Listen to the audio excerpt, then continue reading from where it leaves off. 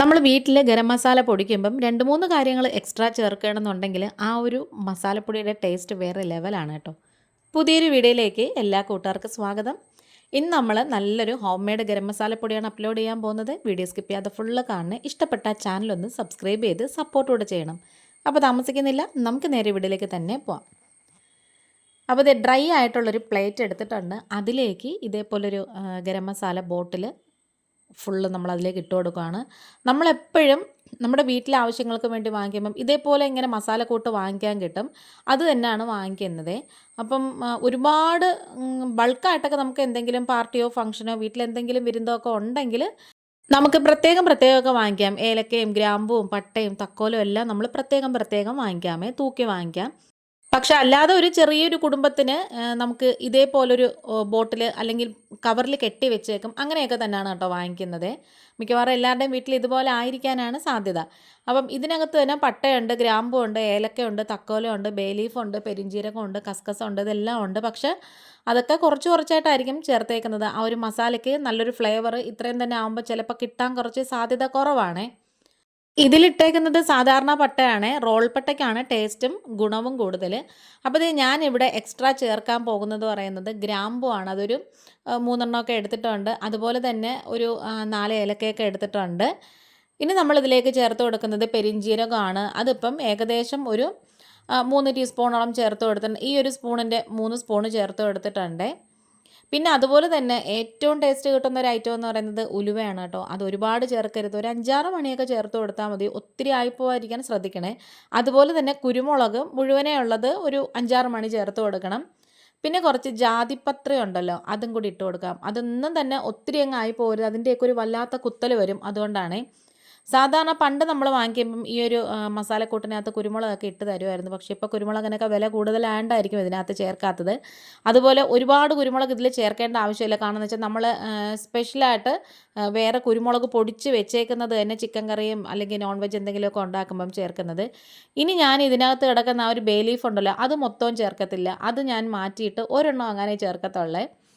അത് നമ്മൾ ഉള്ളിയൊക്കെ വഴറ്റുമ്പോൾ ഉണ്ടല്ലോ, അതിൽ മുഴുവൻ ഇടാനായിട്ട് എടുത്ത് വെച്ചേക്കും. ഇനി നമുക്ക് ഗ്യാസൊക്കെ ഓണാക്കിയിട്ട് ഒരു കുഞ്ഞ് ചീനിച്ചട്ടി വെച്ച് കൊടുക്കാം. അതിലേക്ക് നമ്മൾ വെള്ളമയമൊക്കെ വറ്റിയതിന് ശേഷം ഈ മസാലക്കൂട്ട് ഫുള്ള് ചേർത്ത് കൊടുക്കാം. എപ്പോഴും നമ്മൾ ഈ മസാല അല്ലെങ്കിൽ കുരുമുളക്, ഉലുവ ഇതൊക്കെ പൊടിക്കുന്നതിന് ഡ്രൈ റോസ്റ്റാണ്, അല്ലാതെ എണ്ണയൊന്നും ചേർത്തിട്ടല്ല. ഇതൊക്കെ എല്ലാ കൂട്ടുകാർക്കും അറിയാമെന്നുള്ള കാര്യമായിരിക്കും. ഇനി നമ്മളിതിലേക്ക് ഒരേ ഒരു വറ്റൽമുളകേ ചേർക്കാവോ. അതുപോലെ തന്നെ ഒരു തണ്ട് കറിവേപ്പിലയും കൂടി ചേർത്ത് കൊടുക്കണം. അത് ഈ ഒരു മസാലക്കൂട്ടിൻ്റെ ചൂടിനകത്ത് കിടന്ന് നന്നായിട്ട് മൊരിഞ്ഞോളും. പിന്നെ ഒരു 10-12 കശുവണ്ടി പരിപ്പ് ചേർത്ത് കൊടുക്കണം. ഇതാണ് ഞാൻ പറഞ്ഞ ആ ഒരു 3 സ്പെഷ്യൽ ഇൻഗ്രീഡിയൻറ്റ്. ഒരു വറ്റൽമുളകും പിന്നെ അതുപോലെ ഒരു 10-12 കശുവണ്ടി പരിപ്പും പിന്നെ കുറച്ച് കറിവേപ്പിലയും. ഈ ഒരു കശുവണ്ടി പരിപ്പ് നമ്മൾ ഇതിനകത്തോട്ട് ചേർക്കുമ്പോൾ തന്നെ ഇത് പൊടിച്ച് വരുമ്പം നമ്മൾ ആ മസാല കറിക്ക് ഇടുമ്പോഴത്തേക്കും കറിക്കൊരു പ്രത്യേക ടേസ്റ്റ് കിട്ടും. അതുപോലെ തന്നെ കറിക്ക് നല്ലൊരു കൊഴുപ്പും കൂടെ കിട്ടും. കശുവണ്ടി പരിപ്പ് ചേർക്കുന്നതുകൊണ്ട് കുറച്ച് കുറുകി വരുവേ. അത് നല്ല ടേസ്റ്റാണ് നമ്മളിത് കഴിക്കുമ്പോഴേ. ചിക്കൻ കറിയോ അല്ലെങ്കിൽ ബീഫ് കറിയോ ഒക്കെ കഴിക്കുമ്പം നല്ലൊരു ഫ്ലേവറും നല്ലൊരു ടേസ്റ്റുമാണ്. അങ്ങനെ ഞാനിപ്പോഴത്തേക്ക് ഗ്യാസൊക്കെ ഓഫാക്കിയിട്ടുണ്ട്. ഇനി ഇത് നിരത്തി ഇട്ട് കൊടുക്കുകയാണ്. ഈ ഒരു വീഡിയോ കണ്ടുകൊണ്ടിരിക്കുന്ന സമയത്ത് ചാനൽ ഇഷ്ടപ്പെടുകയാണെങ്കിൽ പ്ലീസ് ഒന്ന് ലൈക്ക് ചെയ്യും, ഷെയർ ചെയ്യും, കമൻറ്റ് ചെയ്യും, സബ്സ്ക്രൈബ് ചെയ്ത് സപ്പോർട്ട് കൂടെ ചെയ്യണേ. ആദ്യമായിട്ട് കാണുന്ന കൂട്ടുകാരാരെങ്കിലും ഉണ്ടെങ്കിലും ഇതുവരെയും സബ്സ്ക്രൈബ് ചെയ്യാതെ കാണുന്ന കൂട്ടുകാരാരെങ്കിലും ഉണ്ടെങ്കിലും ആ ഒരു ബെല്ലൈക്കണും സബ്സ്ക്രൈബ് ബട്ടണൊക്കെ പ്രസ് ചെയ്തിട്ട് ഓൾ എന്ന ഓപ്ഷനും കൂടി കൊടുക്കണേ. എങ്കിൽ മാത്രമേ ഞാനിടുന്ന നെക്സ്റ്റ് വീഡിയോസൊക്കെ നോട്ടിഫിക്കേഷനായിട്ട് നിങ്ങൾക്ക് കിട്ടത്തുള്ളൂ.